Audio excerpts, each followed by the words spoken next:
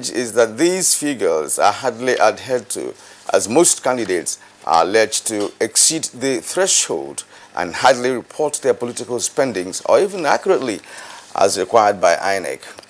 Now, INEC has indeed expressed frustration over this development and laments its lack of capacity to either enforce or track the spending of political parties and their candidates. And this, of course, has been on for over the years. Especially now, with the see and buy syndrome rearing its head in the electoral space, INEC is really concerned as to how to effectively enforce campaign spending and then monitor financing. So, this morning, we shall look at the issue as we try to find out if there are new strategies being considered and what roles organizations such as ICPC, CBN, EFCC, and the civil society is playing to deal with campaign financing. But one question to ask is, what are the implications of using too much money or too less of it for elections? And then what are also the implications for good governance and democracy if the electoral process is awash with funds? And what is the role of the electorate? These and more questions we shall attempt to elicit responses from our guests on Good Morning Nigeria today as we engage various stakeholders. It's on that note, we'd like to welcome you to the first edition of Good Morning Nigeria, reaching you as usual on Africa's largest television network, the Nigerian Television Authority, that's the NTA. My name is Kingsley Osadolo.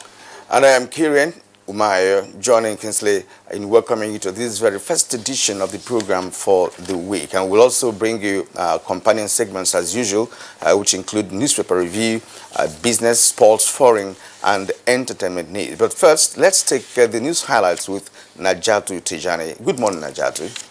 Hello, Kieran and Kingsley. Here's the news. Africa youths have been challenged to take ownership of the renewed battle against corruption by pooling their energies towards ensuring that Africa's resources remain on the continent and are utilized effectively for public good. President Muhammadu Buhari, who threw the challenge at the launch of the Africa Youth Congress Against Corruption, emphasized that reversing the negative trends of the menace and its implication is very much in the hands of young people. This fight against corruption is yours to lead, and to win. I am confident that you will give due support to the continental strategies to stem illicit financial flows out of Africa, expedite stolen assets recovery and return. By so doing, accountability and change will begin with you and me. In the meantime, youths attending the African Youth Congress Against Corruption at the State House, Abuja, convened by President Muhammadu Buhari, say they have realized the damage that corruption is doing to their destiny and are ready to actively participate in stopping it. Foreign Desk correspondent Makut Simon Macham engaged the youths on how they intend to make a change. And I think the whole idea of this Congress is to examine what young people should do as themselves. Let's not always point the finger out to leaders, to the state, to institutions, but also to do some self-reflection. We need to go down to the root. What is corruption? People think corruption is just stealing the money. There's favoritism, there's nepotism, everything, it comes with corruption. So I think that what youths need to do is we need to follow the money. Sensitization, starting early and developing a completely different narrative. And of course, the purpose of having a champion of corruption, such as Mr. President, is to have somebody that people look up to, especially that the youth look up to. President Muhammadu Buhari has constituted a Presidential Implementation Committee on Autonomy of State Legislature and State Judiciary in accordance with the 4th alteration to the 1999 Constitution. The purpose of the committee, which is to drive the actualization of the autonomy granted to the legislature and judiciary at the state level, has the Attorney General of the Federation and Minister of Justice Abubakar Malami as chairman, while Senior Special Assistant to the President on National Assembly Matters, Senator Ita Enang, is to serve as secretary. Other members include representatives of states, judiciary and legislatures, as well as other interest groups. Terms of reference of the committee, among others, include assessing and reviewing the level of compliance by all the 36 states of the Federation with Section 121, subsection 3 of the 1999 Constitution as amended to monitor, ensure and cause the implementation of financial autonomy across the judiciary and legislature of the 36 states. In another development, President Muhammadu Buhari has lauded Nigerians for curbing excessive taste for foreign products, which has positioned the country for food self-sufficiency and resulted in savings of more than $21 billion. A statement by the Special Advisor to the President on Media and Publicity, Femi Adesina, says the President was reacting to the latest disclosure by the Central Bank Governor, Godwin Emefiele, on Nigeria emerging from being a net importer of rice to a major producer through the Anchor Borrower Scheme. The program also generated more than 2.5 million jobs. Describing the development as heartwarming, the President said it was just a matter of time before a significantly positive impact would be made in the statistics of the unemployed in the country, particularly from the agriculture sector, adding that the enormous savings will be deployed to other critical areas like infrastructure, education, healthcare, and many others.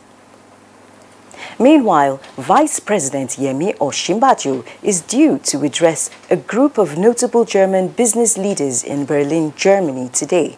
A statement by the Senior Special Assistant to the Vice President on Media and Publicity, Laolu Akonde, says the Vice President will be speaking on the potential of the Nigerian market and the gains recorded by the country through its ease of doing business reforms. He will, among other engagements, meet with key German financial sector executives with interest in investing in Nigeria and other business leaders in sectors including agricultural seeds production, technology and renewable energy.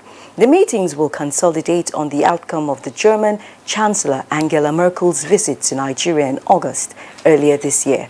The Berlin business interactions with the Vice President are being organized by the Nigerian Embassy in Berlin in conjunction with the German African Business Association Africa Fähring.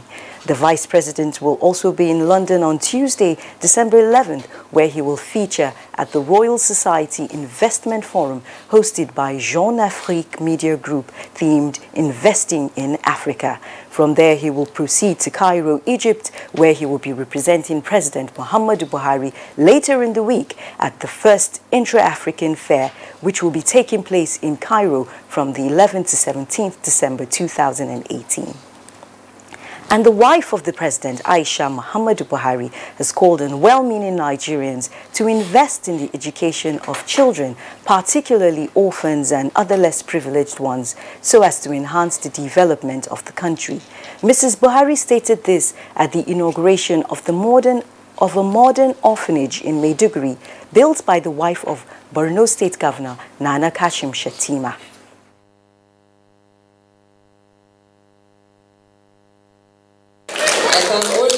Borno State. I would also like to congratulate Her Excellency Mrs. Nana Shettima for actualizing her dream out of the passion that she has for women and children in Borno State. She will be able to come up with an orphanage center that will cater for so many children. May God bless the orphanage and bless the children. We shall continue to provide all the necessary support to you and to your dear husband to ensure your victory at the full term 2019. The senator representing Akwa Ibom Northwest Senatorial District, Godswill Akpabio, is assuring President Muhammadu Buhari of a resounding victory in Akwa Ibom State, going by his commitment to the transformation agenda. Senator Akpabio gave the assurance at a solemn assembly to flag off his senatorial election campaign and inauguration of Ikorekpene Senatorial District of the All Progressives Congress Campaign Council. And that is why in my state and across the entire Niger Delta and South, we will surprise Nigerians with the votes that will give to President Muhammadu Buhari. And that's the news for now. Good Morning Nigeria continues with Kyrian and Kingsley after the break. I'm Naja Atutichani. Unemployment, notably youth unemployment, features strongly in our party's manifesto. We intend to attack the problem promptly through revival of agriculture.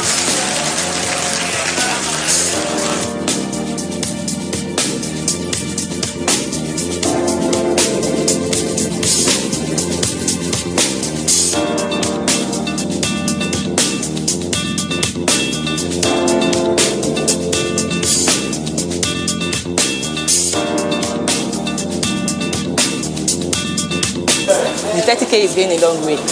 Actually, I bought an acre of land for 60K like 2012, and presently I have a cassava farm and a yam farm.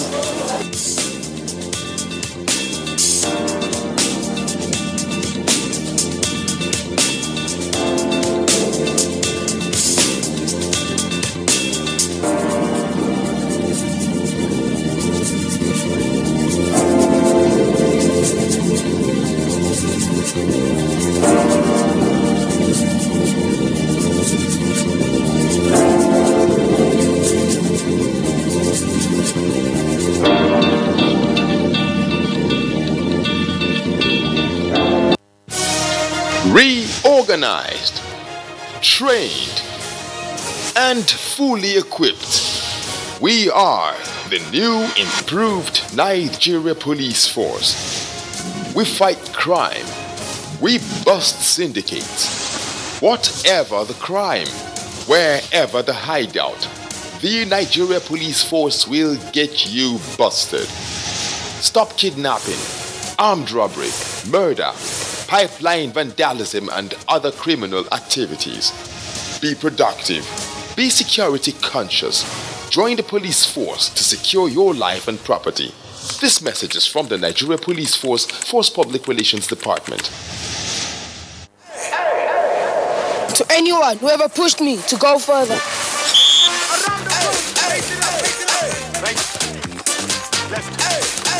Come on, one more. To anyone who ever gave me a hand up. To anyone who ever taught me anything I ever learned.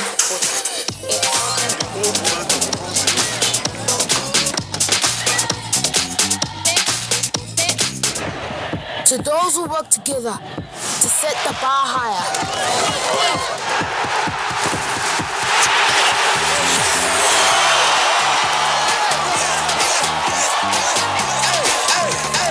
To those who give me the energy to go further.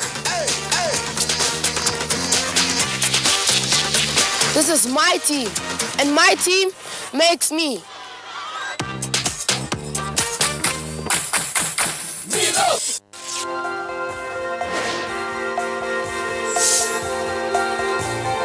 My name is Mrs. Felicia Odunola Olojede.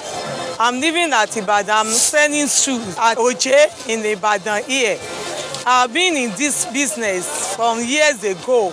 There is no government, no anybody that helped me to assist me in my market. But now I collected 100,000 from BOI program.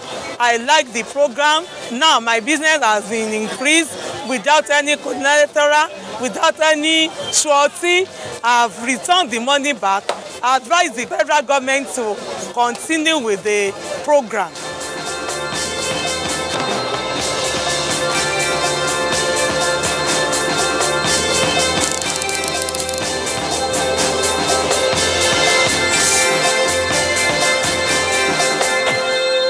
It's okay, I'm okay. What happened? It's just a little scratch, Mom. How can I play with bigger boys if I'm afraid of little scratches, right? What comforts a mother most is to see her child growing up. Done, I'll go. Of course. But I know that as he learns to be brave, he'll face even more germs and the risk of infection. That's why you need Dettol protection, because Dettol protects from up to 100 illness-causing germs. Growing up needs Dettol protection. Who am I? I'm a caregiver, a slayer, Give them. a boss lady, a foodie. I am the chief quality inspector and chief organizer. And when I'm cooking with my Maggie Star, I become a kitchen grand master. Every day, you choose to make the difference. That's why you choose Maggie Star, made from natural soya beans and other carefully selected ingredients to help you cook the difference. I am the chief enjoyment officer, and I'm the magnet that brings my family together. Need I say more? But best of all, I love what I do. With Maggie, cook the difference. And you are watching Good Morning Nigeria. Now we go to business. A Nigerian entrepreneur commenced the inaugural Intra-Africa Trade Fair IATF, which kicks off tomorrow in Egypt, describing it as a profitable avenue for participating Nigerians to showcase their goods to the international market. Joy Uzo has more on this and other business news. It's good to have you join us on Business News. We'll start with the inaugural Intra-African Trade Fair, IATF, which is billed to commence in Cairo, Egypt from 11th December. The trade fair, which is organized by the African Export-Import Bank, Afrexim Bank, in collaboration with the African Union Commission and hosted by Egypt, has attracted more than 1,000 registered exhibitors from 41 countries and is expected to be attended by more than 70,000 visitors. In view of this, before his departure, Business News caught up with Mr. Andrew Anya Etim, one of the many Nigerian small businesses to participate at the trade fair under the sponsorship of Association of Professional Nigerians in Egypt, APNEG, after a competitive process that involved extensive review of their profiles and products by members of APNEG. Mr. Etim, who is no doubt excited about the opportunity, said the participation would expose Nigerian products to the Egyptian market, as they would also cash in on the opportunity to make useful contacts that will help enhance their skills as entrepreneurs. We are going out there to show the world and to show Africa what we have, and hopefully we are going to have potential buyers from Egypt, from South Africa, from Zambia, everywhere. So when the orders now start coming in, our production capacity is going to improve. APNEG, which is open to all Nigerian professionals resident in Egypt, was established to, among other things, work for the advancement of Nigeria, promote and project a positive image of Nigeria and our cultural values, promote mutual understanding among its members, and serve as a channel of communication with the government and people of Nigeria. Moving on, the blockchain is a digital ledger in which transactions made in Bitcoin or other cryptocurrencies are recorded chronologically and publicly. Money laundering is the process of creating the appearance that large amounts of money obtained from criminal activity, such as drug trafficking or terrorist activity, originated from a legitimate source. In an interview with Business News, Fadile Olusiji explains the blockchain and how it works. Is blockchain going to become mainstream? I think I'm almost certain that blockchain will become mainstream. And virtual currencies will become mainstream because that's what will happen in the future most likely. So I think what Nigeria, bringing it back home now, I think what Nigeria should concentrate on, one, is the competency. Let's not just be users this time around. Other revolutions have passed. We are always users. The IT revolution, everything, internet, we are always users. But this time around, let us participate. Let us be involved. Let us start thinking about, okay, we are not sure it's going to become mainstream, but in case it becomes mainstream, let us start thinking about legislation. Let us start thinking about economic policies that we will use so that these things will catch us unawares, like other ones have caught us. Blockchain technology, it says, has the potential to completely revolutionize industries like healthcare and insurance, adding that another industry that blockchain stands to benefit enormously is finance. And to the equities market, here is a graphic representation of how stocks fared on the floor of the Nigerian Stock Exchange last Friday.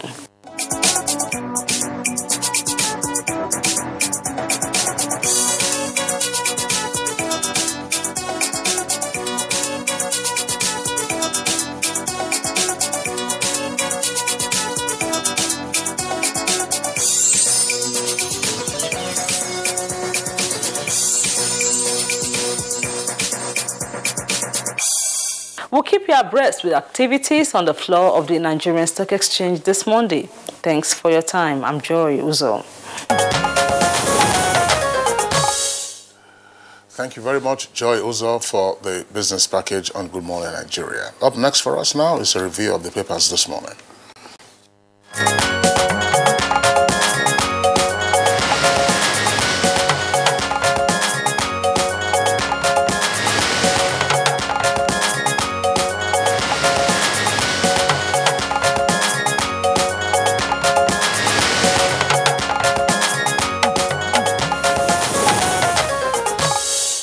All right, our newspaper reviewer, Bayo Atoyebe, is right here with us in the studios. And Bayo, good morning and welcome to the program. Thank you, Kingsley. Good morning. Yeah, Bayo, good morning. Good morning, Hope you had a restful weekend. Yes, good morning, Nigeria. All right. All right, we have a number of newspapers set to review this morning. First, let's go to Leadership newspaper. Leadership newspaper.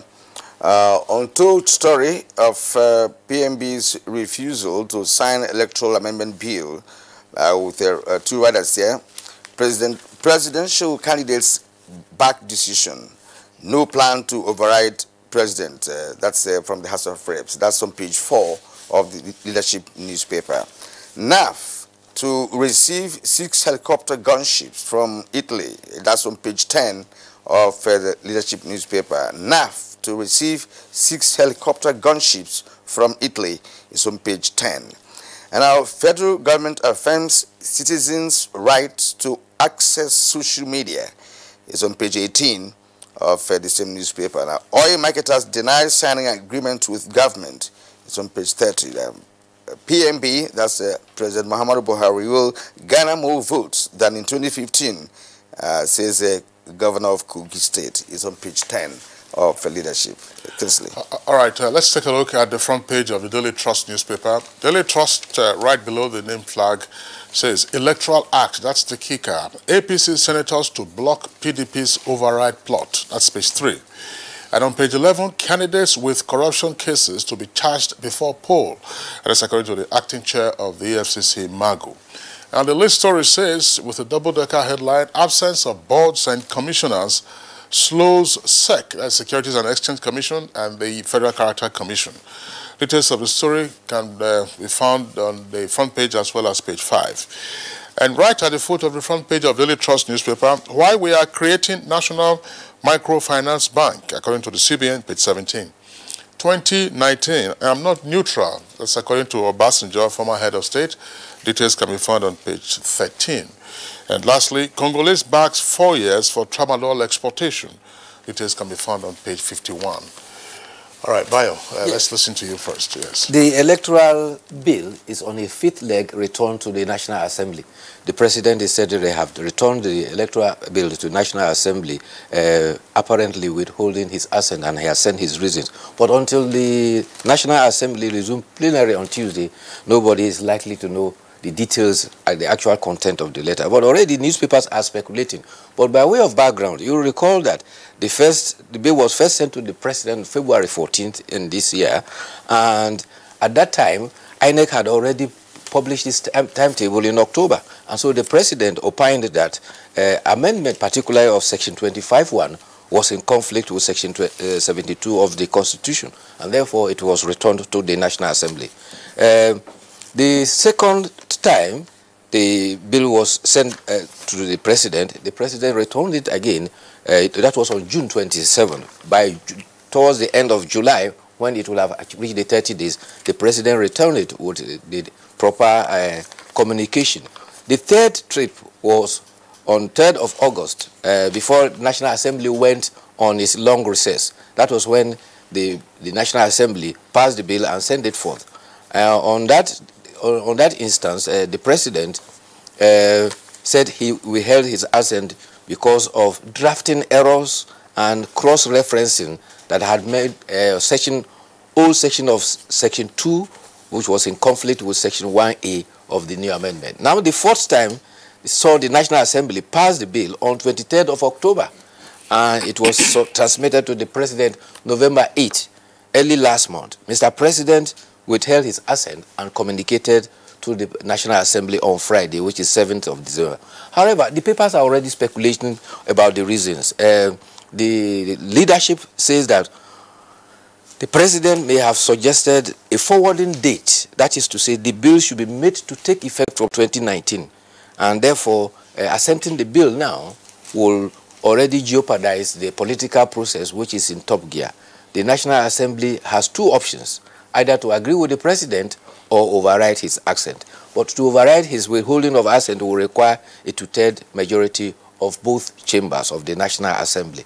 There are indications, however, from Daily Trust that the bill as proposed is composed of a landmine that has been laid deliberately by the National Assembly, and therefore if the president has signed, it was likely to jeopardize the electoral process. They said the ongoing electoral process was done on the basis of the Electra Act 2010, and to sign it would mean changing the rule before even the game begins. They also cite an ECOWAS protocol that says that an electoral act that affects an election cannot be assented to 90 days before that time. But the leadership has another perspective to it. According to its own investigation, it said that it has been discovered that some unscrupulous Nigerians had perfected plans to tamper with the 2019 electoral process using new technology because of the basis that a lot of electronic functioning will be used in the electoral system. They said the politicians had engaged some persons they describe as hackivists, experts in hacking, and to subvert the electoral process of the election.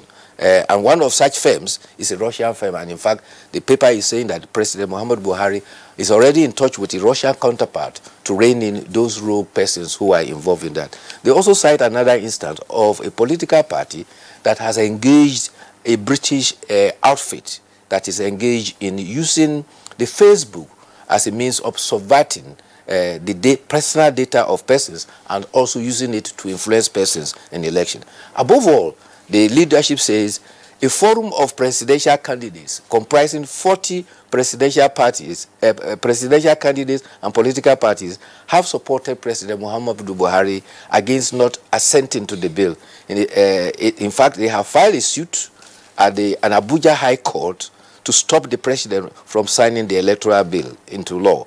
They have joined in the suit the Senate President, the Speaker of the House of Representatives, and the Chairman of Independent Electoral Commission, as well as the Attorney General of the Federation. So it has become a battle now that is already at the court. Meanwhile, we are waiting for the National Assembly to resume at plenary to know the details of the correspondence from the President for withholding his assets. Yeah, I think it's important because every commentator on the electoral amendment bill, of course, is saying things from his or her own perspective. As you indicated, let's read the full correspondence from the president.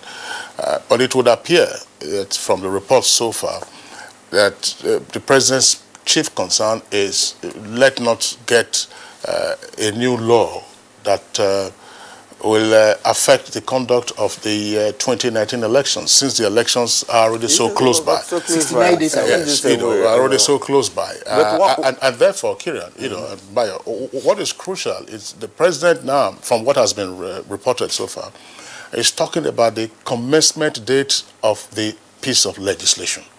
So, assuming there are booby traps in the legislation, and of course, no assembly will make a law with the purpose of creating or setting up booby traps, as a commencement. If the National Assembly did not state a commencement date for 2019, and the president assented to the bill now the rule will be that the law takes effect from the date of his assent. So, but since he has withheld his assent, and that says, listen, let's see how this can take effect after the 2019 election. And I'm sure the lawmakers can walk around that. Kieran, what do you think? And many Nigerians, will also wonder, why there are proponents, of the signing of the bill. Some legislators, including the Senate President, has been asking the President to sign that bill. So one wonders their own perspective to it. Why should they be promoting the signing, with respect to the fact that we all agree now that election is close by, and bringing in a new law that will guide the electoral process will perhaps in some way jeopardize the entire process. Well, if you ask me, I will say that the shoe is on the other foot. You recall that when it comes to issues of budgeting, the National Assembly will tell you that the National Assembly is not a rubber stamp. They must look at everything and convince themselves before they sign. The president this time is not a rubber stamp. He's also looking at the electoral bill that was sent to him and looking at the implication for the forthcoming general elections. And also, historically, the Electoral Act has always been a contentious piece of legislation. If you recall, in 2001, 2002, you had a running battle, between the executive and the legislature on the one hand, and between the lawmakers and the rest of political stakeholders, including state governments and local governments, over some of the provisions of those the Electoral Act 2001, 2002, and all kinds of amendments that came and those that were expunged, together, of course, with what happened in 2006. So it's always been a point of question because it sets the ground rules, as it were, for the conduct of elections. Why do we have to be reviewing these electoral laws? One may ask, because we had one in 2010, yes, which of course was used in 2015 general elections. Now in 2018, we are coming up with another amendment with an election coming up in 2019. So why the continuous review and updating of these laws? Does it mean that you recall there was an attempt to amend the Electoral Act in 2014, yes, ahead of the 2015 election. Yes. But unfortunately, the process fell through. Why it's necessary to amend is because of the dynamism of the political process, and also to take account of judicial decisions, to say on account of that, reform election. But again, I agree with you, there are also shenanigans that are involved. In other climes, yes, is that obtainable in other climes? Does it obtain in other climes? To play safe, what they do is, when you have such a contentious legislation, it is not allowed to take effect immediately. For instance, if there are amendments that will affect, for instance, senators, members of House of Rep, and this kind of thing, it takes effect 1 year after it has been passed. That is to avoid this kind of conflicting situations. Particularly in the United States, they have such laws. No. In the U.S., it's a big issue. Yes. It's a big issue because it is the states. It is the states. You have American elections not as straightforward as that. Let's return to the papers. Okay, now let's go to the Daily Independent newspaper. We have a headline here: Fayemi reverses fire shares embargo on banks. That can be found on page 9 of Daily Independent. The Yoruba youths declare support for Buhari Shimbajo. It's also on page 9 of Daily Independent. Now, Shimbajo headed to Berlin to address German business community today. And there is another story there. Ex-SGF urges northern monarchs to unite and build the region. All right, that's all for it. Okay, I come to a New Telegraph newspaper. Above the nameplate of the New Telegraph, I won't resign over 1.4 billion naira payment. That's according to the NBA president, Usoro. Explains how he got money from Akwa Ibom government. And food import discipline saves Nigeria $21 billion. That's according to President Buhari. Details can be found on page 30. And below the nameplate, very quickly, says Clark, Buhari's rejection of electoral bid, threat to 2019 post. We already discussed that. APC, Bazu deceived Buhari on projects, page 6. Bankers Committee to boost youth entrepreneurship, page 4. Catholic Bishop of Enugu rejects Mbaka's apology, bans political prophecies. That's on page 33. Bio.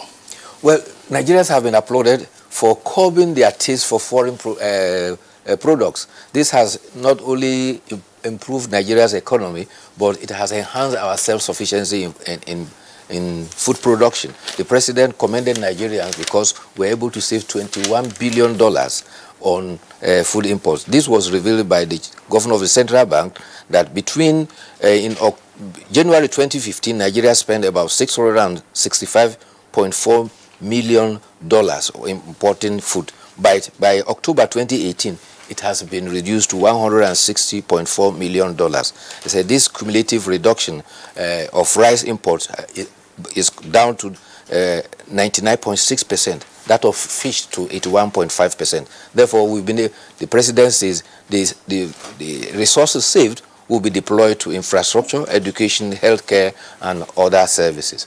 There were some obituaries and burial. Madam Gold Coast Dixon, mother of Governor Siraki Dixon, had been buried. She was aged 72. President Muhammadu Buhari was represented by the Secretary to the Government of the Federation, and he said Madam Gold Coast was a disciplinarian who committed so much into raising her 7 children and to what they achieved in life. On behalf of government, his family, and the people of Nigeria, he commiserated with Governor Seyaki Dixon, his family, and the people of Bayelsa State. Vice President was there. The presidential candidate of the People's Democratic Party was also there. So also were 6 other governors. And Senator Ahmed Arua, you remember him? He was a senator representing Kaduna Central in the Senate for 1999 and 2007.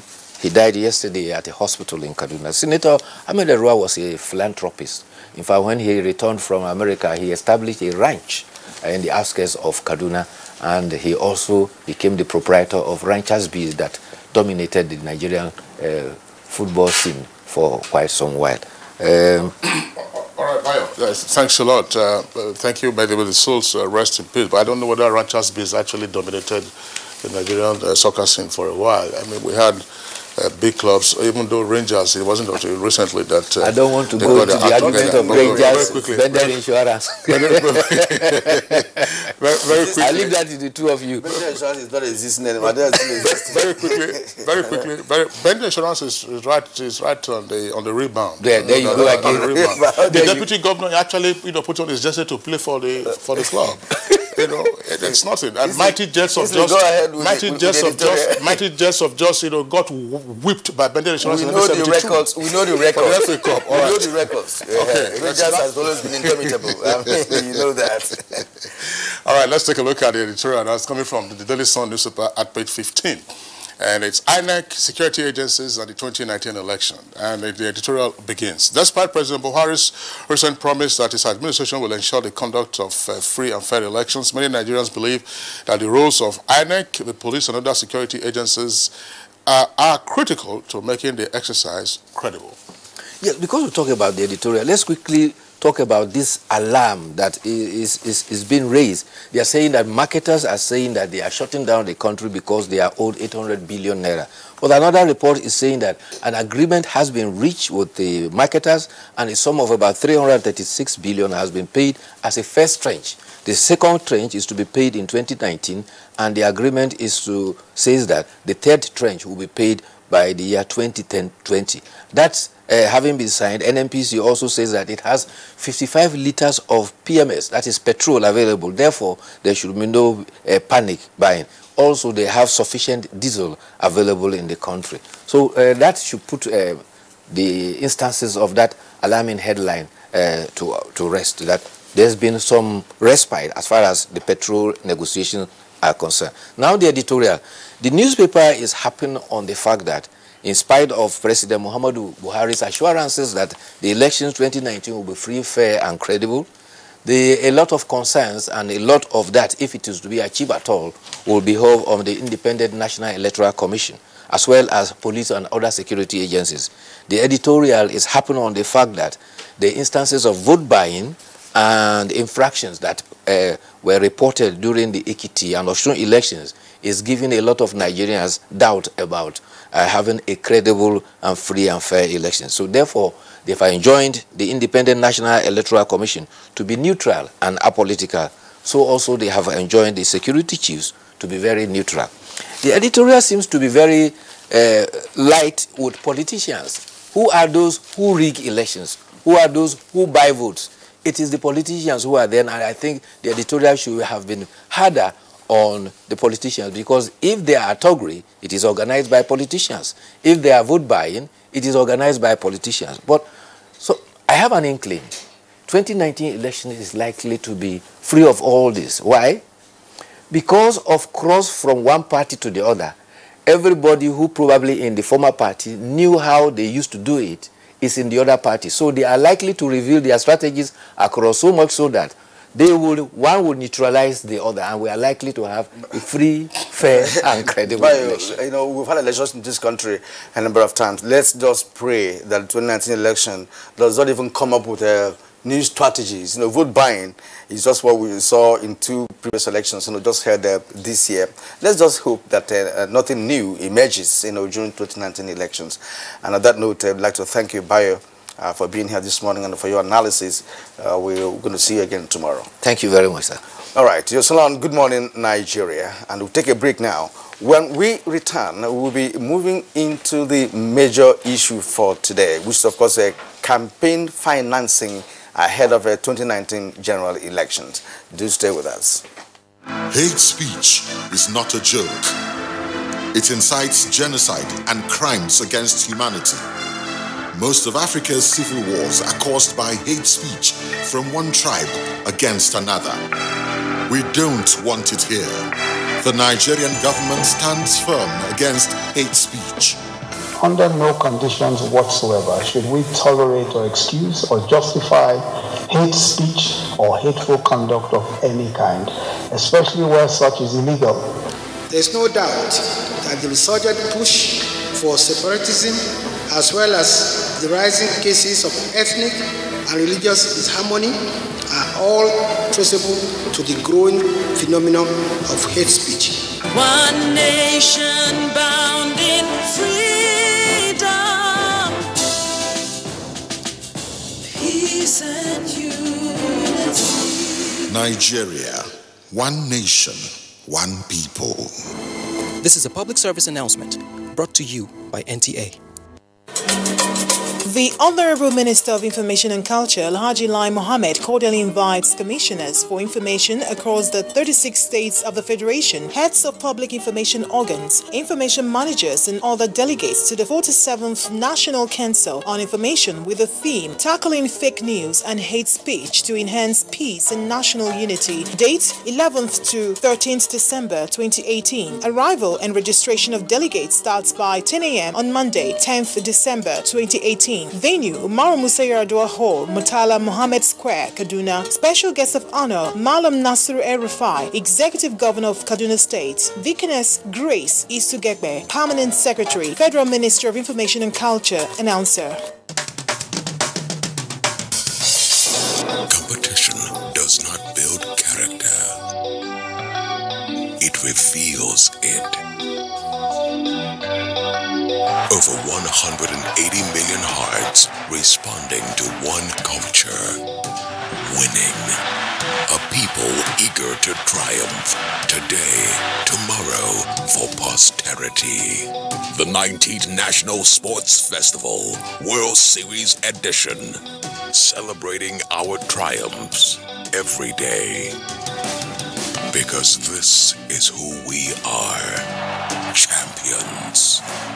The National Sports Festival, operated and managed by the National Sports Festival Marketing and Management Company Limited, a joint venture company of Greenfield Assets Limited and Federal Ministry of Youth and Sports Development. Remembering our sporting greats, always.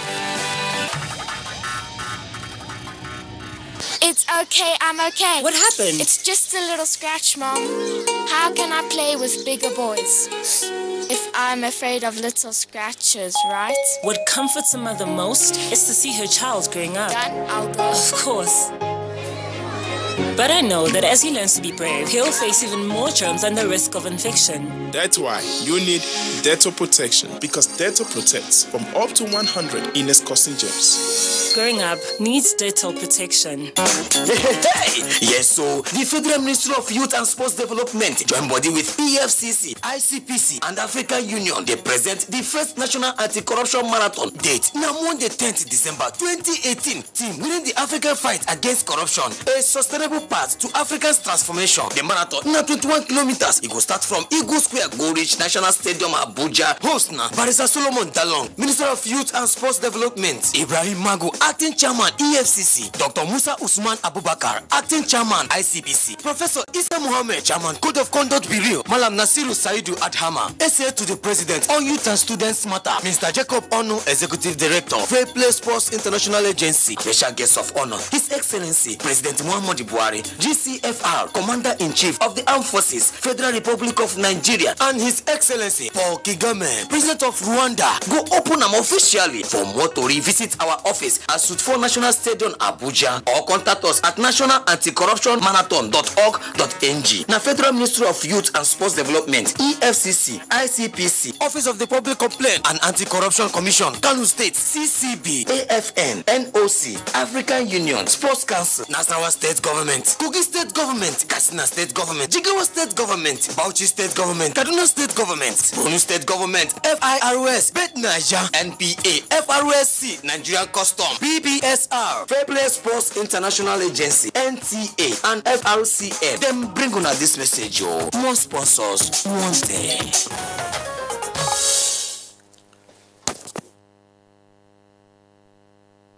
All right, now to set the tone for our conversation, which is on campaign financing ahead of the 2019 general elections. Let's take this backgrounder from our correspondent, Dennis Adegunloye.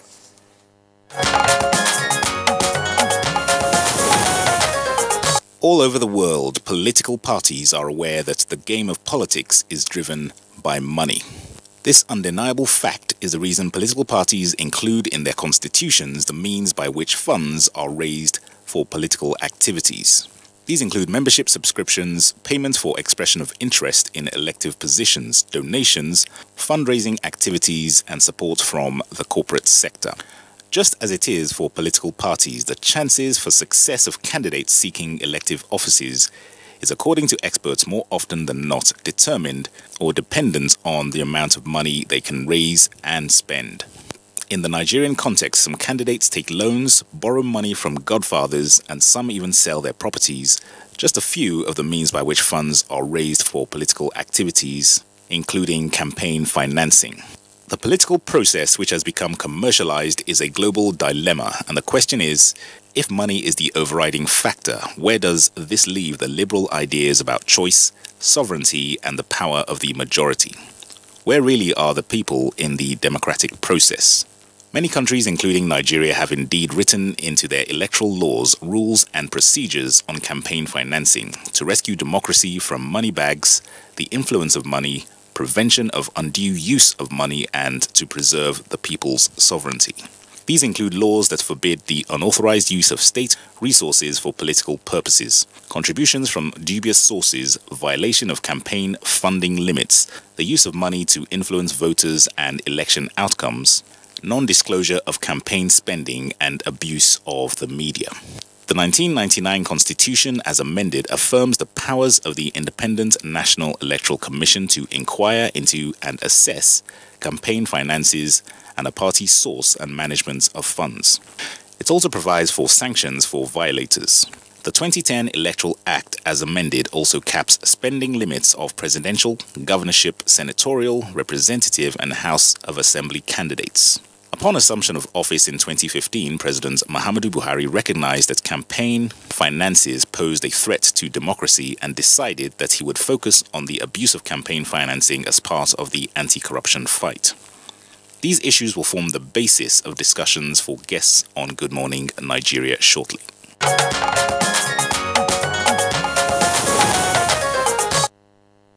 All right, thank you very much, Dennis Adegunloye, there for that background report. We already have guests with us in the studios. First, we'd like to welcome Ishak Garba Aliyu, his Assistant Director who is in charge of campaign finance tracking at the Independent National Electoral Commission. Ishak Garba, pleasure to have you with us on the program this morning. Thank you for having me. All right, also here with us in the studios, a familiar face whenever we're discussing electoral matters, it's Ezenwa Nwagu, who is Chairman, Partners for Electoral Reforms. Ezenwa, pleasure to have you with us. Good morning, Nigeria. And Kirian? And with us also this morning in Abuja studio is Awal Musa Rafsanjani, Executive Director, Civil Society Legislative Advocacy Center. He is Head of Transparency International Nigeria. You are welcome to Good Morning Nigeria. Thank you. Good morning, viewers. All right, gentlemen, you are most welcome to this first edition of Good Morning Nigeria for the week. And we're looking at campaign funding in Nigeria. Now, what is it about campaign funding? Why is it necessary, to regulate campaign funding in Nigeria? Let's begin with Wago. Well, the first important thing will be to ensure that we take off the sale from not making elections to go to the highest bidder.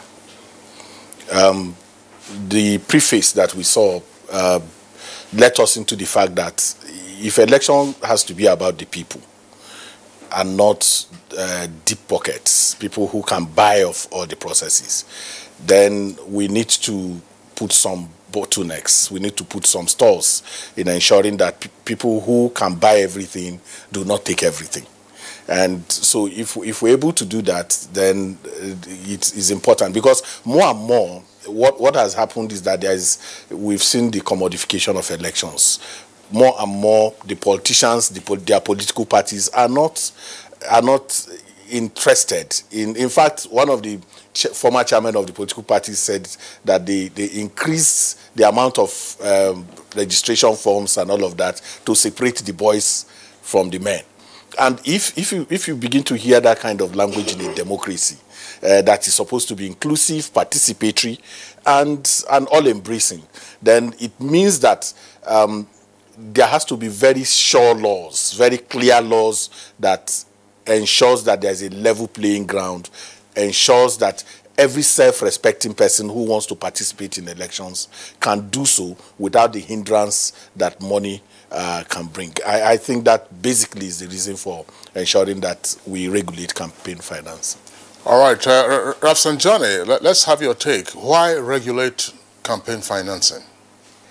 Well, it is necessary to regulate the campaign financing because democracy is not about privatization and commercialization of governance, as we have seen now. Unfortunately, many politicians, they have, decided to turn, political leadership as a commercial business entrepreneur. Therefore, some of them, they even go to borrow money. Some of them, they do all sorts of kind of things, sell up their properties, and some of them, they have big, good godfathers who lend them money so that when they win the election, those godfathers, they will now decide and dictate how much every month they will be taking from the corpus of the state. Money that is meant to, use for infrastructure, money that is meant to help ensure that there is a functional healthcare system, money that is meant to ensure that there is functional, educational system, they are now going to be diverted to paying back to these godfathers and to the people that borrowed money in the banks or whatever they have done. So if you don't have sanity in the process, it is going to be, a total alienation of decent, responsible, quality, qualified, responsible, and patriotic Nigerians that will participate at local, state, and national level, during the election, because they have not stolen that much that now you are asking them to pay. If you look at what the political parties are charging, many Nigerians cannot, in all honesty, have decent money to procure the pumps that they have been asked to buy. In the last election, 2015, the ruling party was charging just barely about 12 million naira for presidential, candidates. This 2019, the ruling party is asking for 45 million. So which means that, even the change that we are trying to, see in the current, dispensation, it has become an illusion.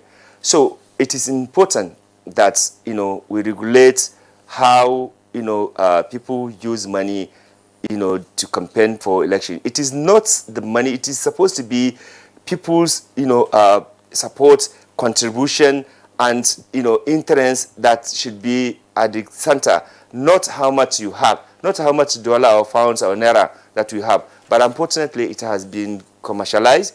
it has been, done in a manner that, decent Nigerians cannot afford to be part and parcel of this process without being involved or collaborate with some corrupt criminals, money bag people. And that is why it is important we talk about enforcement of the, finance company.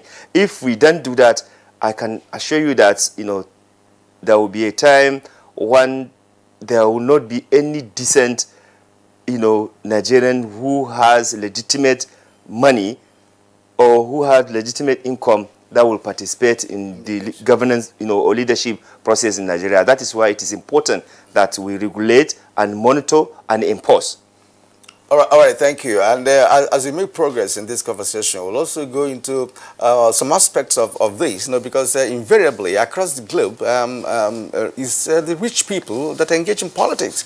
But we shall get to know the limits. Now we have been joined by one of our guests at our Ibadan Network Center. He is Dr. Emmanuel Remi Ayede, Associate Professor of Political Institutions, Governance and Public Policy, University of Ibadan. Good morning and welcome to Good Morning Nigeria.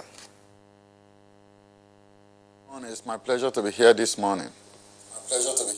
Let me stay with you. What is your own view about regulating campaign financing, especially in Nigeria, where we know that it's not just anybody that goes into politics. What is your view about the regulatory aspect of this campaign financing?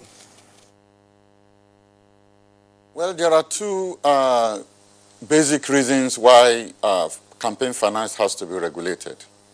The first is to ensure inclusiveness. In other words, to recognize the fact that within our society, there are levels in terms of income. There are the rich and the poor. If we allow money to flow freely within the electoral process, then the poor, those who are not very well off, will not be able to participate in the electoral process. So ensuring inclusiveness is important. The second is to protect the integrity of the electoral process. Because when people have money and such monies are not regulated in terms of how they use it in campaigns and elections, what happens is that money can be deployed to manipulate the electoral process, to unduly influence the way people vote, to influence officials that manage election, and so on and so forth. So it's important that the use of money is regulated so that we have free, fair, and credible elections. All right, Dr. Ayede, thank you very much. We'll return to you shortly. But let's now come back to our studios where we have Ishaq Garba Leo. He's the Assistant Director, Campaign Finance Tracking at the Independent National Electoral Commission. Let's try to explore the amplitude as to why campaign financing needs to be regulated. But what is campaign financing? Okay. Campaign finance is the expenses incurred by political parties or candidates in respect of the campaigns they executed to, buy candidates, to electorates into their own parties. These are the money expended by political parties and candidates to buy in this in.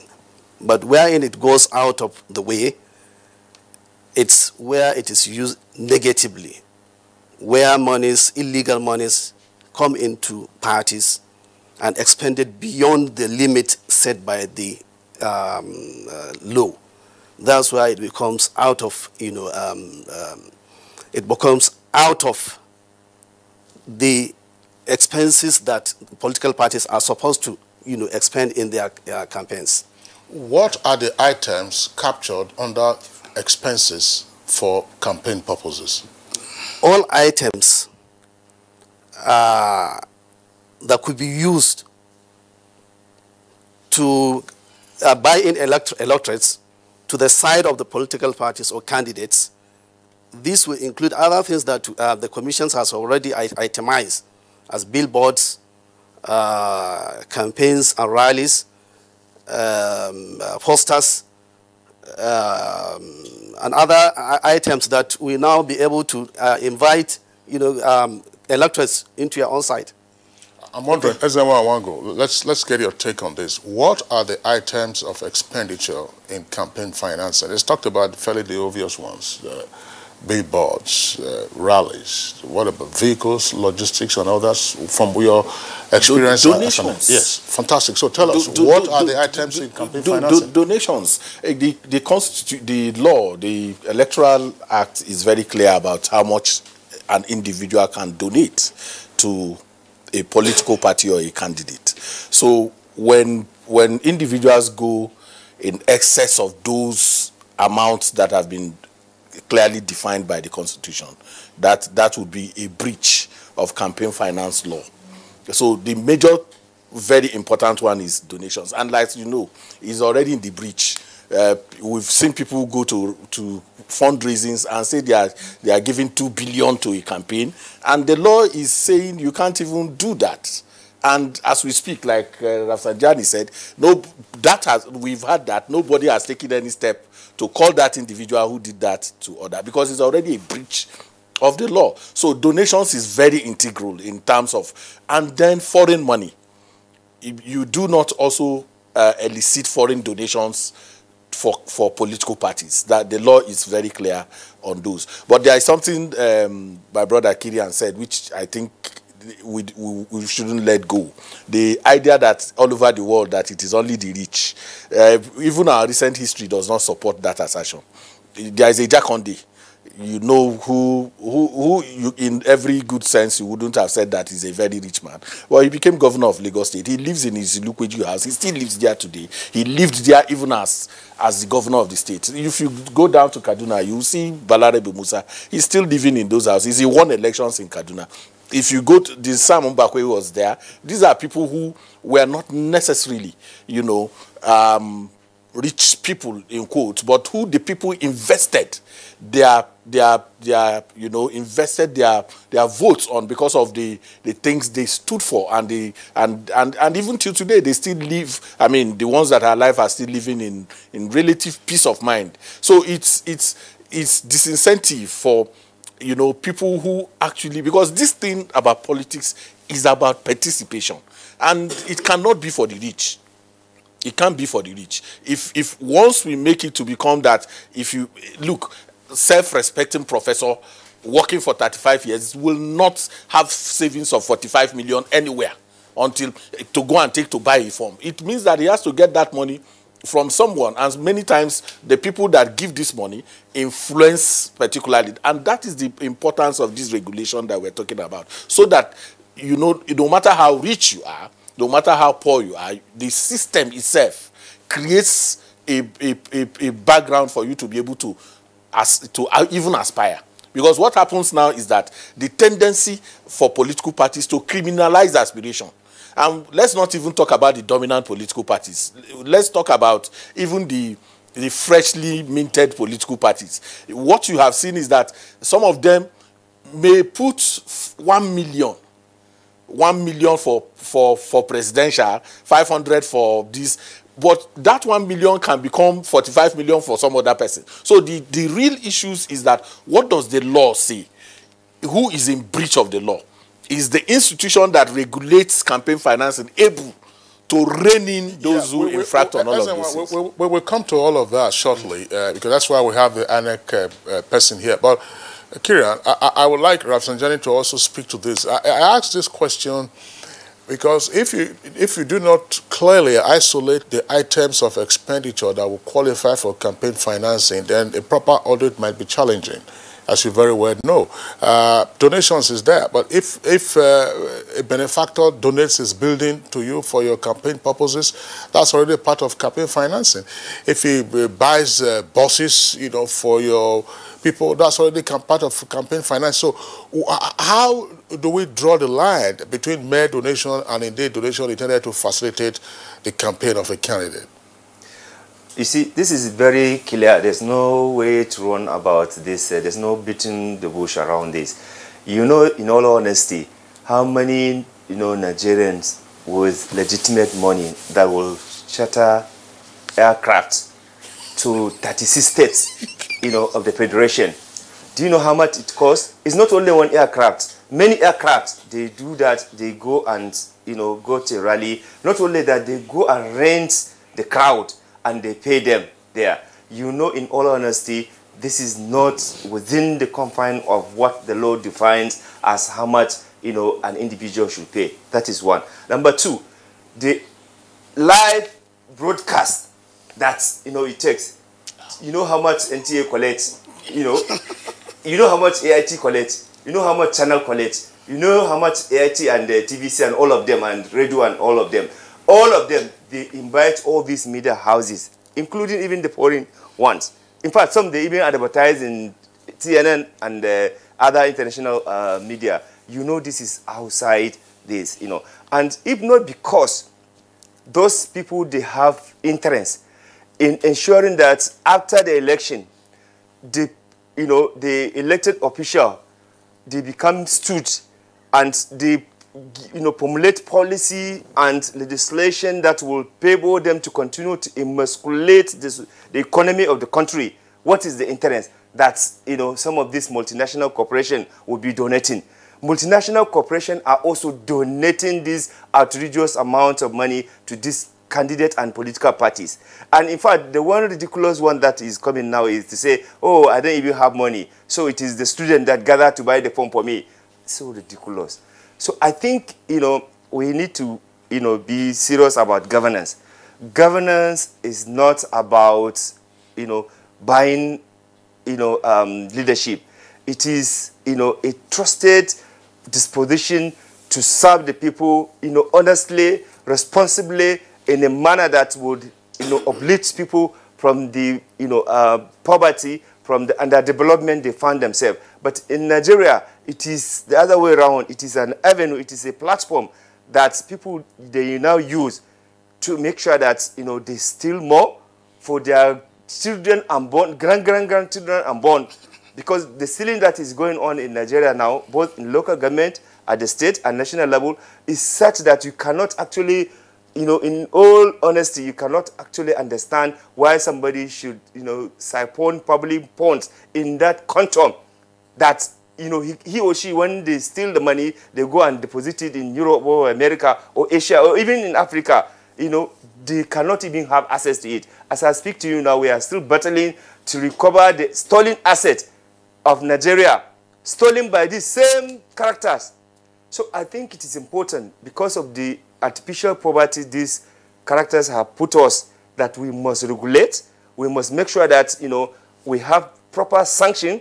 We make sure that, the civil society, the media, the political party itself, the anti-corruption agencies come together to work to make sure that, we did not allow people, to use the name of campaign financing to actually, have their way by having policy and legislation that will enable them so that they will continue to, enrich themselves at the expense of the nation, at the expense of the people. Because usually when you donate that kind of money, when they get in there, if the bill gets National Assembly, the legislators, many of them who have been sponsored by those people, they will not hesitate to make sure that they do a favorable legislation for them.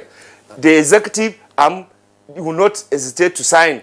In fact, they will even do executive order so that they can easily recoup all the money their godfathers have spent on their behalf. All right, thank you very much indeed.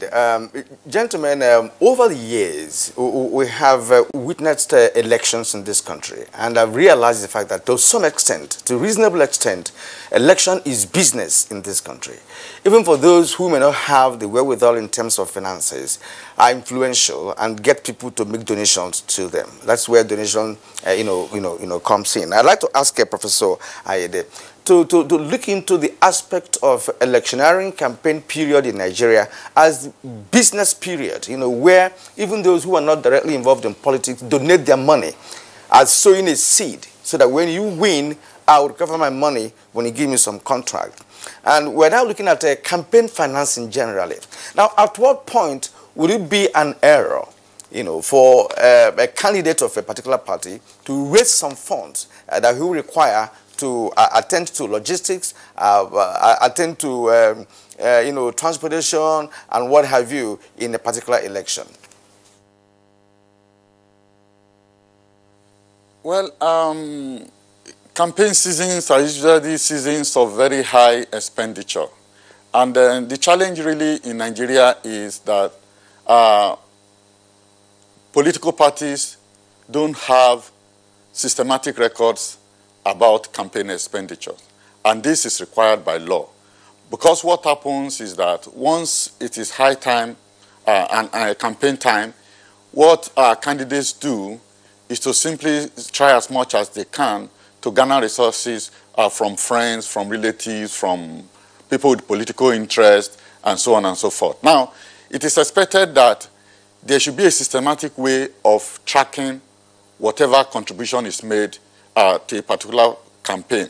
But what happens is that such records never really exist because most of the financing are usually informal. People can bring their vehicles to bear. People can pay for advertorials. People can help prepare jingles for a particular political party or candidate. So the activities involved are so enormous. Even people who attend rallies sometimes are paid to attend those rallies. And these are things that are not put on paper.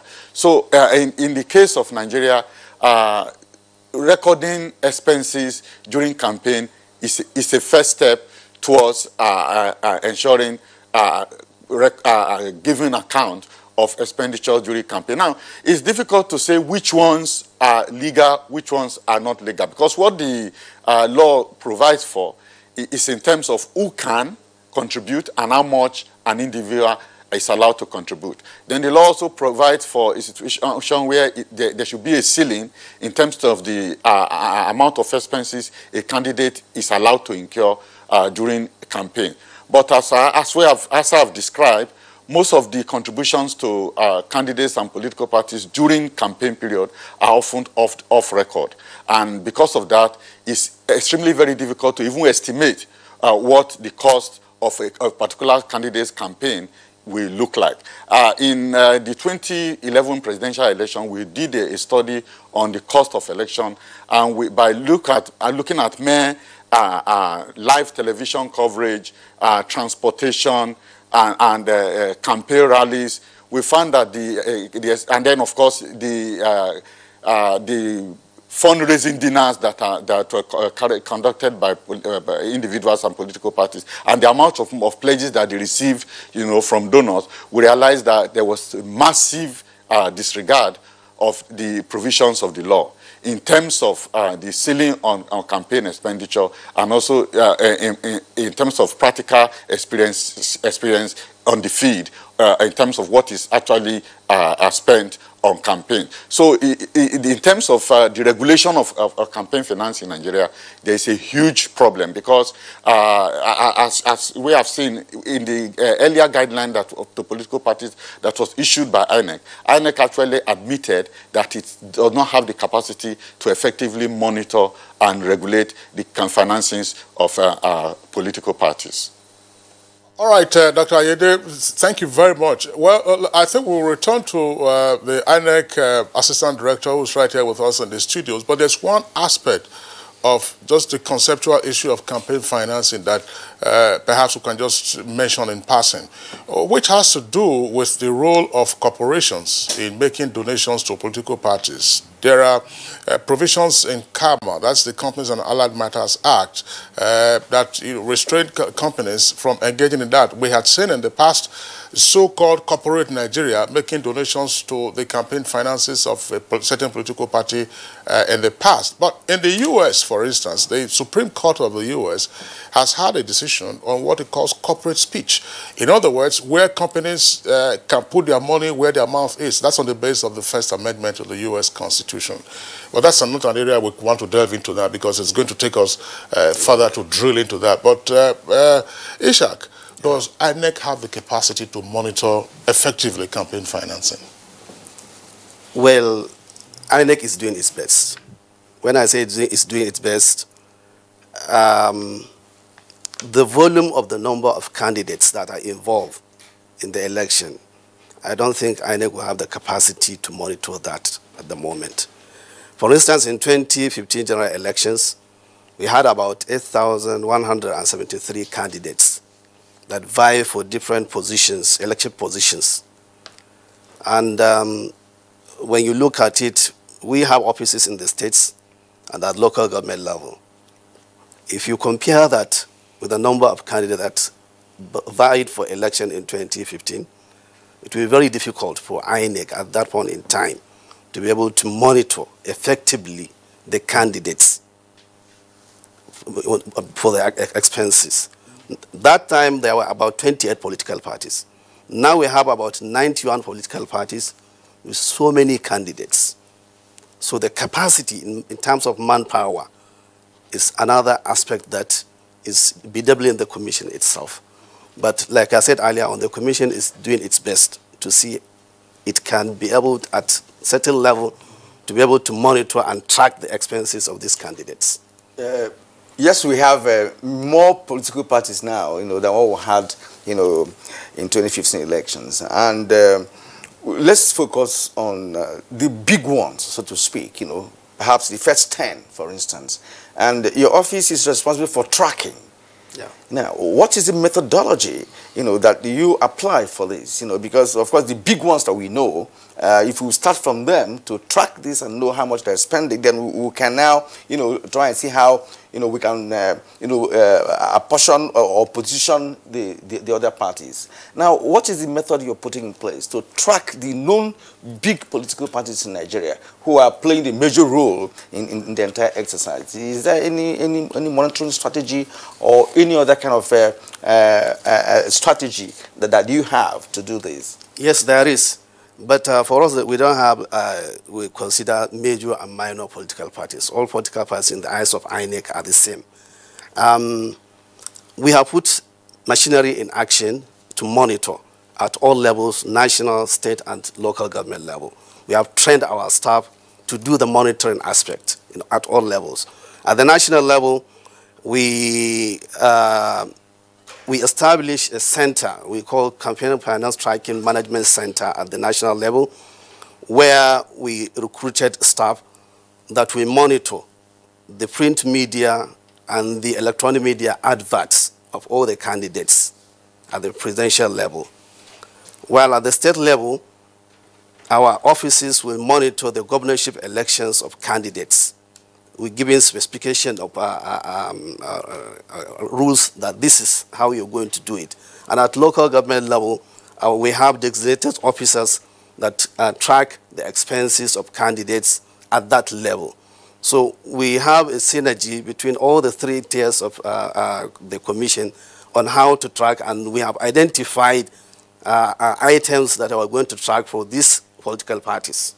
Are you synergizing with some agencies such as ICPC, FCC, Central Bank, or any of the commercial? Of course, we are doing. Prior to 2015 general elections, the Commission approved the establishment of an interagency committee, which comprises EFCC, ICPC, CBN, Federal Inland Revenue Service, National Broadcasting Commission, whereby they will have a synergy, interacting together, sharing ideas and views on how to track the campaign expenditure of candidates.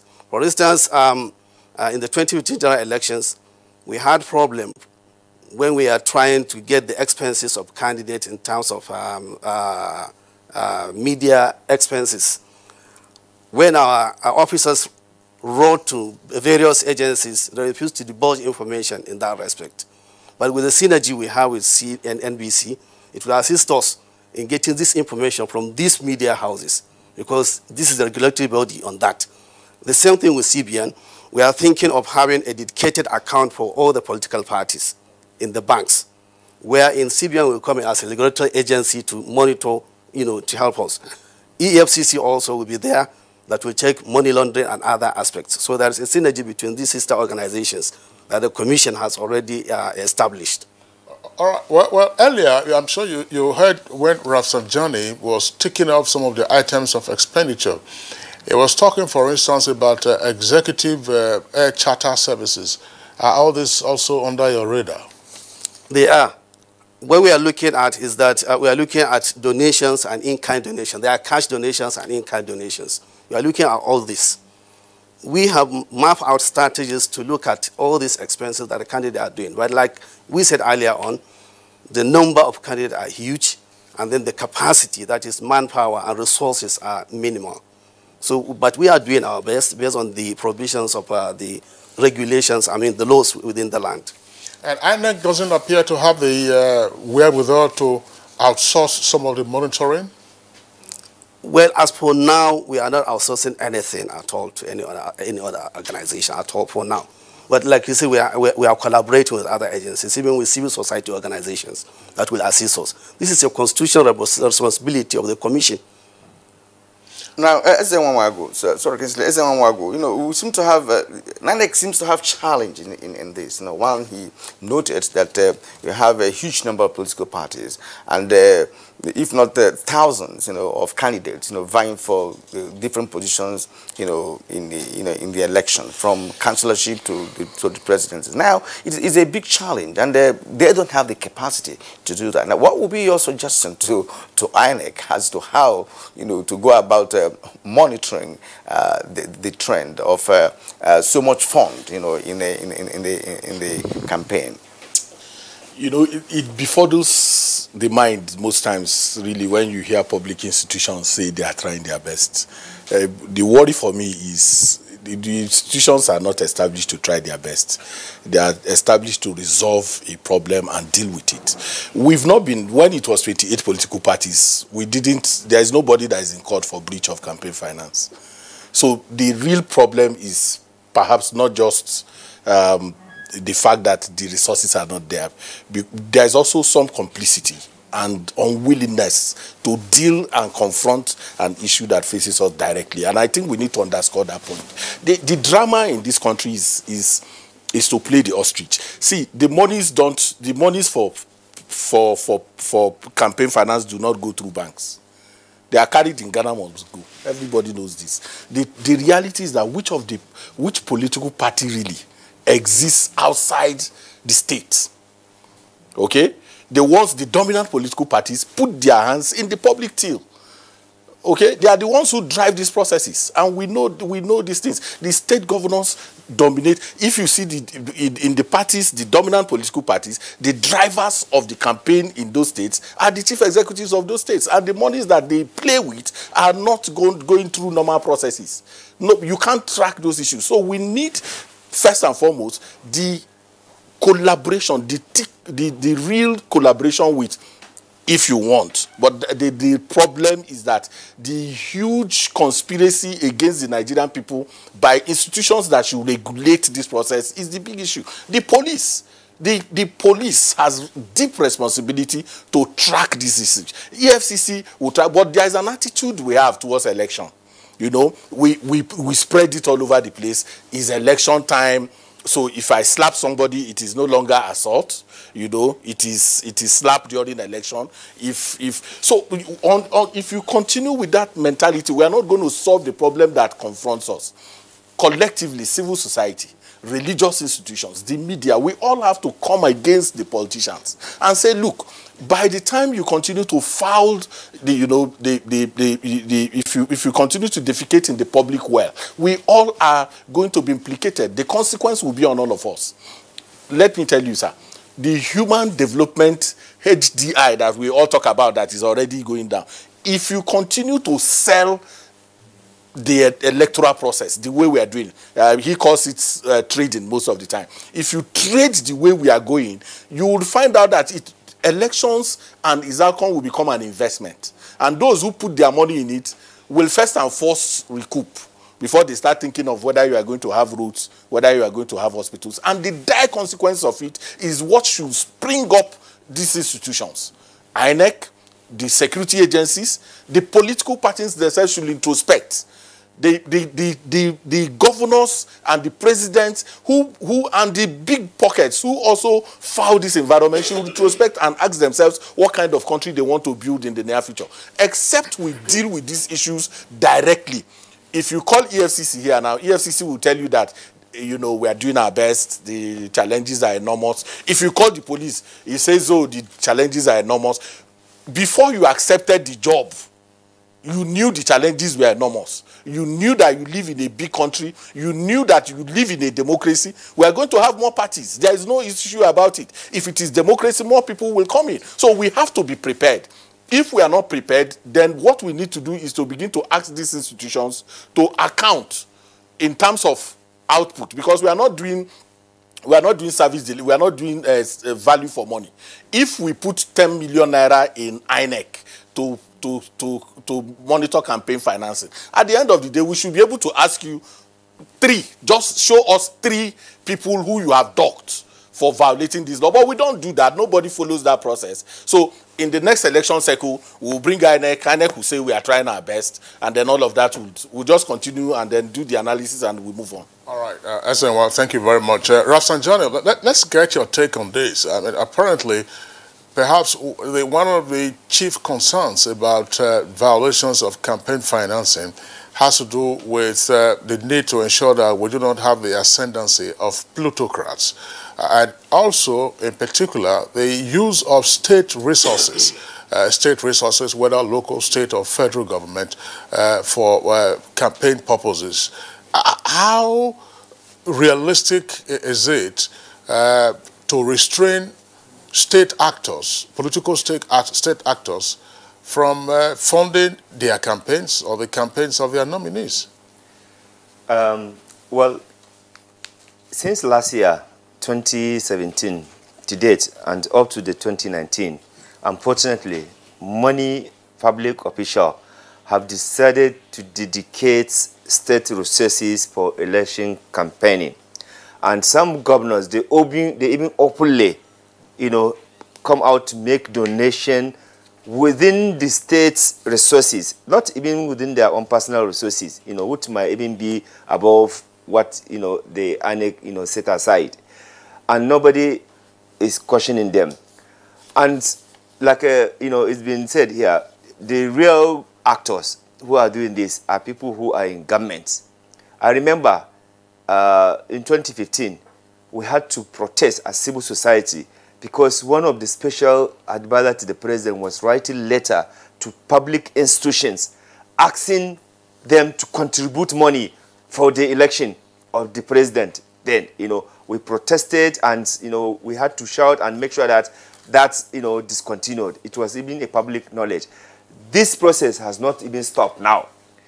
And, if you do not stop people using their offices that they are entrust to deliver good governance, and now cornering this money to do this, and which is not accounted for, you will not, do anything. There's what they call security boards. These security boards, from day one, when they enter office, this is money that is not accounted for, it's not audited for, it's not oversighted for. So they use this, security board, to also do this election campaigning thing, and nobody is saying anything.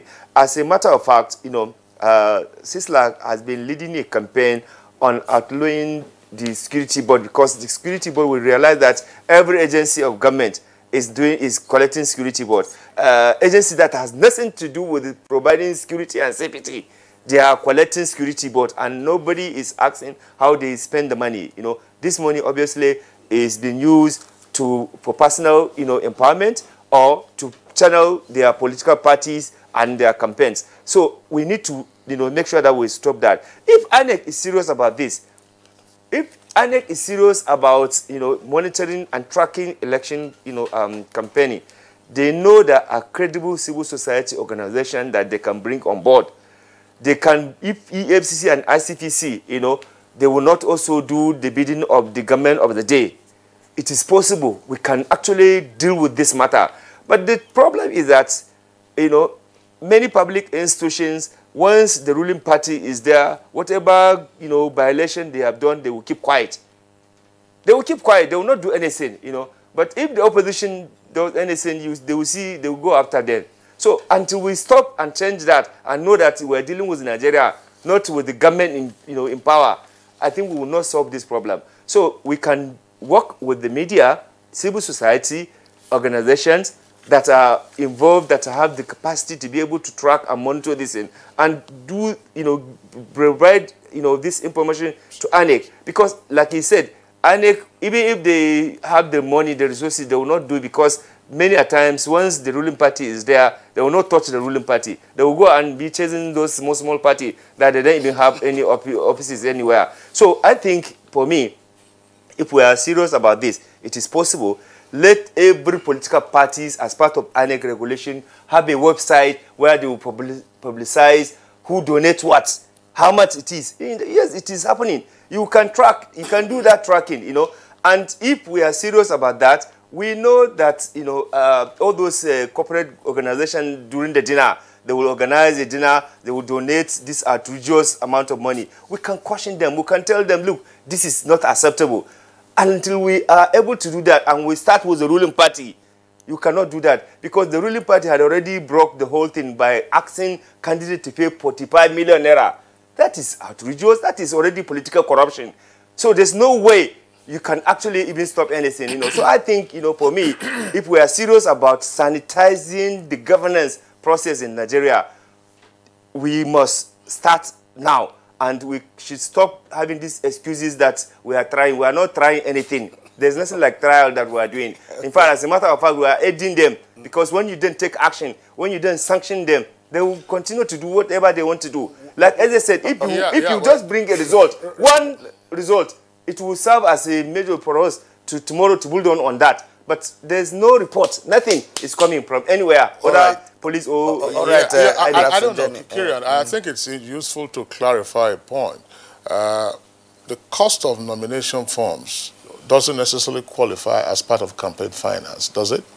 No, I'm saying that... No, it doesn't.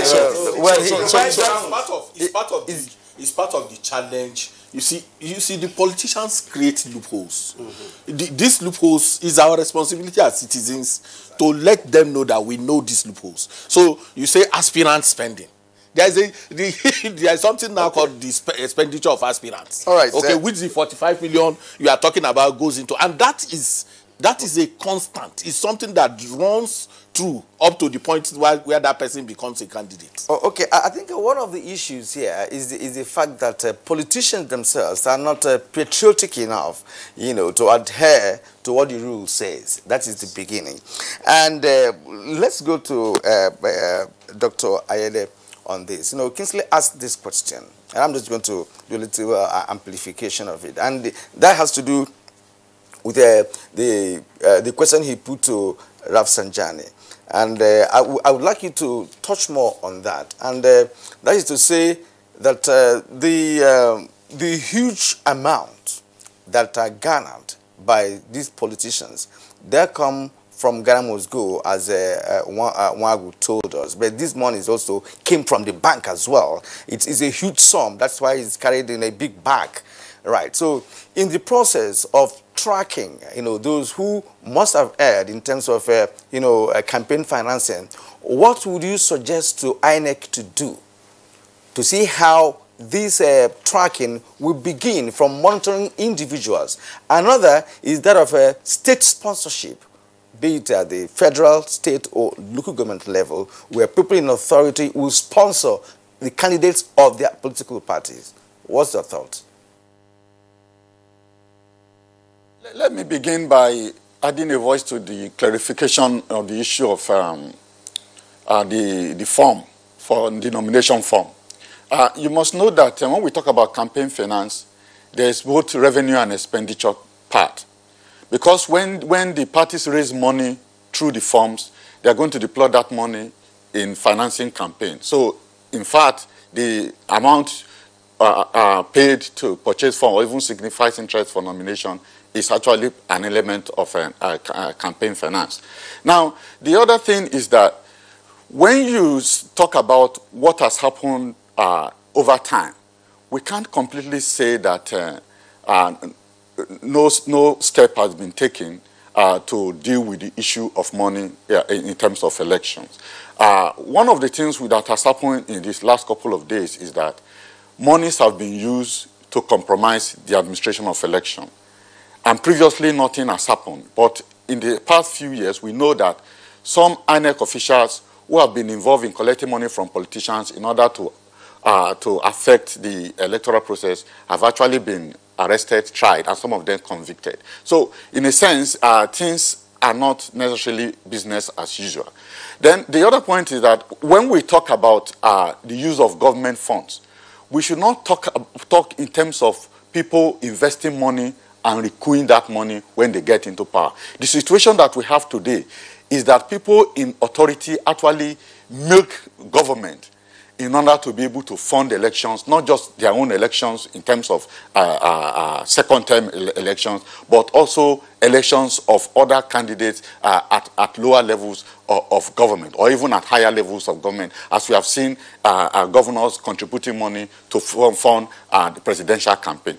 So the situation is much more complicated than we often paint it, so that people invest money and they recoup it. No, people actually are in government to arm themselves in order to become godfathers and in order to become decision makers in terms of electoral outcomes. So that's very important. Now, most of these behavior are not in line with the law. They involve crass abuse of power by those who are in authority. In other words, one of the very fundamental challenges that we face in terms of campaign finance is not just to be addressed at the level of monitoring monies that are spent in election. We have to strengthen accountability arrangement within government, ensure that resources that are spent by those in public office are accounted for, and that those who do not, who abuse power in this regard are brought to book. If we don't do that, then the situation will persist. And that's why it's happening that some governors have been, former governors have been convicted in terms of the amount of money that they are unable to account for. Now, in terms of INEC role, if you look at the law itself, you'll find that some of the functions that they need to do in order to monitor and check the money that are spent in campaign are very technical. And they need specialized agencies to be able to deal with some of those things. I know that there are organizations outside INEC who are able to do that. And that's why the first call that has been made that EFCC should be involved to play its role in terms of issues of money laundering and other security agencies is very vital. But one other thing that has also been said, which I think is very important, is the fact that there are non-governmental organizations, civil society organizations, who have developed expertise, locally especially, in monitoring campaign finance. And we need to do this monitoring not just at the formal level of looking at how monies move in and out of the bank, but also in terms of what happens, you know, in the field. And that's actually where the problem really is. Because if you look at the requirement of the law, it says political parties, you report, give account of their campaign finances to the INEC after election. If you look at the report that has been given, some of them claim not to have spent even up to 400 million throughout the campaign election for the election in 2015. This cannot be true, and they are very unrealistic, unreliable reports. So we need to find a way of ensuring that as political parties are giving their own report, INEC also has its own way of tracking some of these expenditures so that they can have a basis for comparison. And as we have also said, we need to, INEC needs to employ the services of organizations that can help in that regard. And I know that recently, I think the International Foundation for Electoral Support, IFES, has called for such organizations who are able to do that to signify interest, and that they are going to provide funds so that they will be able to carry out those activities. I believe that it takes time to build capacity for this kind of technical activities, and as we continue to focus on it and make effort to ensure that we build this capacity in the long run, we will continue to do better and better in terms of monitoring and checkmating and enforcing the laws regarding campaign finance activities. All right, Dr. Ayede, thank you very much. And indeed, gentlemen, thanks a lot. But let's not go away or leave our viewers to go away with the impression that there have been no consequences any time in our political history for the use of state funds by state political actors for election purposes. We saw what happened in 1984 with the various military tribunals. And if you go back at the time, you will find that the particulars of the offenses of some of those actors then, including state governors who were jailed for hundreds of years, included making donations to their political parties. At the time, we had only 5 political parties. That was what happened in 1994. So there had been consequences in the past, and so we need to underscore that fact. We'll take a short break now. When we return, we'll take your tweets and also get the closing thoughts of our guests. In line with the vision of promoting probity, accountability and transparency in the management of public funds, the Office of the Accountant General of the Federation has unveiled Compendium on Fiscal Rectitude in Government Revenue and Expenditure. The Treasury Journal that we've recently launched dwells largely on the operations of the Treasury, and in particular, the reform initiatives that we drive as the Treasury, namely the Treasury Single Account, the IFSAS implementation, the IPPS, and a host of others. Very incisive and educating. Grab a copy of the Treasury Journal from your vendor and get abreast with financial transactions such as monthly allocations within the federal, states, and local governments, Buhari's transformation policy on the Treasury, inroads to IGR, and many more mixed grilling stories. Remember, the Treasury Journal is a dependable ally for researchers, financial institutions, the academia, and policymakers. Treasury Journal, a fiscal rectitude in managing public funds. These days, people get their news and information from more media sources than ever before. Some of the news and information given are fake, unverified, doctored, and manufactured to create confusion, stir disaffection, and cause disunity. Before you believe or share any news, ask yourself, is this real? Is it from a credible source? Is it verified or verifiable? Fake news is dangerous, whether you do it for fun or for political gains. Real people can get hurt. Fake news, don't create it, don't spread it. This is a public service announcement from NTA.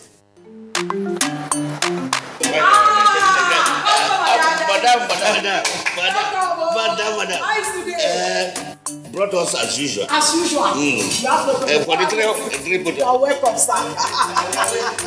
As usual, yeah. You take that one. You take that one. You don't understand? We want Nigerian homegrown rice. Finish. You don't have? You don't have?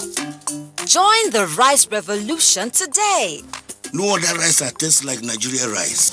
Are you sorry? That's the Nigerian rice we are talking about. Chocolate made in Nigerian rice. Healthy food.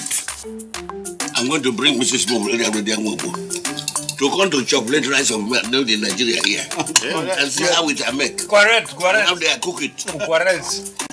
Homegrown rice are good for your health. It boosts our economy and give employment to our people. This message is brought to you by the Federal Ministry of Information and Culture.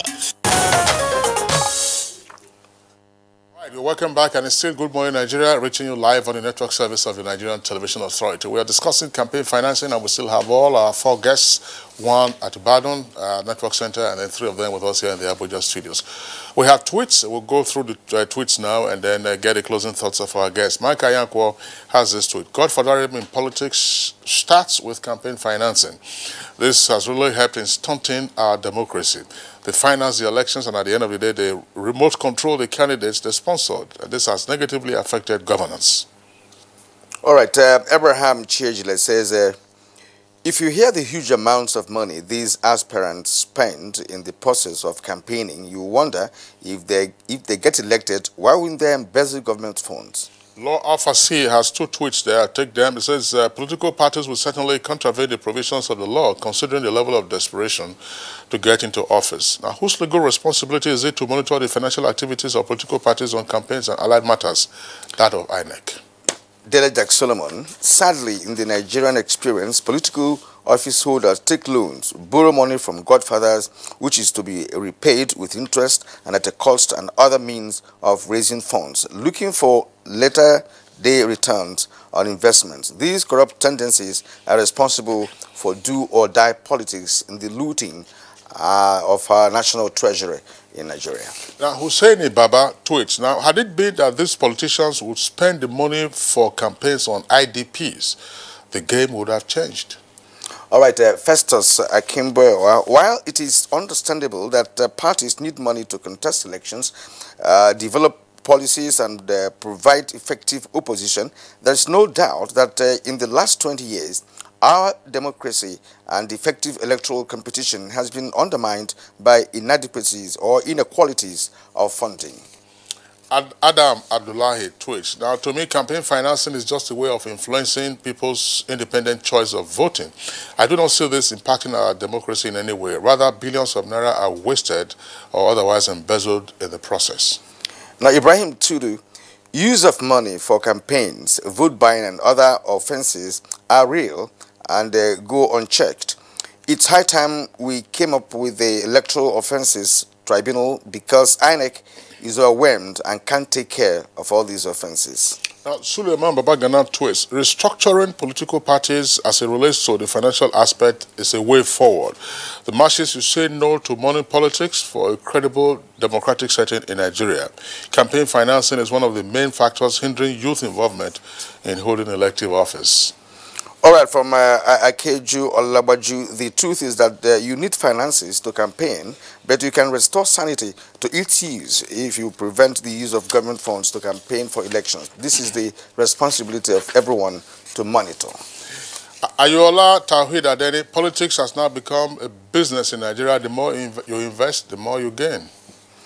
All right, Sani Michael Amokaji, campaign financing is a huge problem in this part of the world. From primaries to general elections, it's so great that young Nigerians with the mental capacity but with meager resources cannot dare enter into politics. We need a holistic change of system, our mentality, and of course the rules of the game. Suleiman Babagana again tweets, now huge demand of cash by the masses contributes to looting by political office holders once elected, as they see it as a return on investment. And it says there's no room for cashless campaign in Nigeria as found in other parts of the world. Okay, Kirian, that's one or two others. This. Yeah, that's, as I said, we are a number of tweets. Cecilia Okoroma would like to thank you. It says, what structure do we have to checkmate overspending by political gladiators? Is the highest spender that win elections? Stolen monies are stored, high tanks kept at burial grounds and so on and so forth. All right, so those are the tweets that we are able to take in the meantime. Yes, let's get the closing thoughts of the INEC Assistant Director with regard to campaign financing very quickly. When we look at campaign financing is a global issue. In 2012, in the United States, over $6 billion were spent in terms of campaigns. In Brazil, over 90% of the donations came from other corporations and what have you. It's a global issue. It's not peculiar only to Nigeria. And when we say that INEC is doing its best, you just talked about how much was spent in the U.S. and Brazil. How much was spent in Nigeria in 2015? We could not say this is how much is being spent. But when we say this is a global issue, and each country is dealing with its own issue at its own thing with its own regulations, and we have designed forms, for political parties to report back to us as provided in the Electra Act, election contributions, election expenses, and then we're also tracking at our own side, doing a parallel expense tracking from both sides so that we're able to compare and see which of the parties, has exceeded to the limit of being set by the law. So when we say we are doing our best, we are doing our best to as much as possible to see. But like I said, it's a global issue. Yes. It's not only peculiar to Nigeria. Yes, we thank you for that. Actually, it's not peculiar to Nigeria. It is a global issue, no doubt about that. And every country has her own issue with respect to campaign financing. And in Nigeria here, we've just deliberated on that this morning with our guests, who made a very insightful contributions to the conversation with respect to that topic. And of course, the election is 2 months away from now, and we believe that before then, INEC would have come up with some strategies, to give you more, so that your best will be good enough. Yeah. All right, thank you. At this point, gentlemen, thank you again for being here. Ishak Garba Aliyu, Assistant Director, INEC, in charge of campaign finance tracking. Thank you for coming this morning. Thank you. On Good Morning Nigeria. And Ezenwa Nwagu, Chairman, Partners for Electoral Reforms, we thank you as always because You're always here with us when we call on you. Thank you. All right. And Awal Musa Rafsanjani, Executive Director, Civil Society Legislative Advocacy Center and head of Transparency International Nigeria. It's been great having your thoughts on this program today. And our friend from Ibadan, Dr. Emmanuel Remy Ayede, Associate Professor of Political Institutions, Governance and Public Policy, University of Ibadan. Thank you so much for being here for us this morning. Pleasure. Thank you too. Right, next from here is sports.